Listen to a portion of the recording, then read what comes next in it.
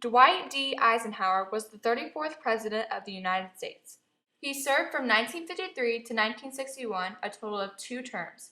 He was part of the Republican Party. When elected president, his main motive was to reduce Cold War tension through military negotiation. A year into his presidency, Brown v. Board declared that segregation in schools was not allowed, which was a start to the civil rights movement. In 1957, Governor Orville Faubus refused to allow 9 black kids into Central High, so he ordered the National Guard to surround the school. Eisenhower had to send federal troops to get the students into school. Also that same year, the Eisenhower Doctrine was released.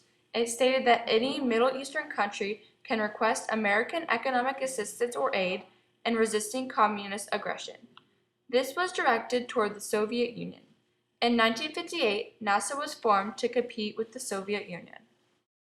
Some of the laws that he passed was the Federal Highway Act and the Civil Rights Act of 1957. The Federal Highway Act was signed to authorize the construction of the interstate highway system. The Civil Rights Act of 1957 was the beginning to the civil rights movement of African Americans' freedom. At the end of his presidency, Eisenhower left an amazing legacy. He left the country with a strong economic growth, a growing middle class, lower employment rate, and progressive civil rights.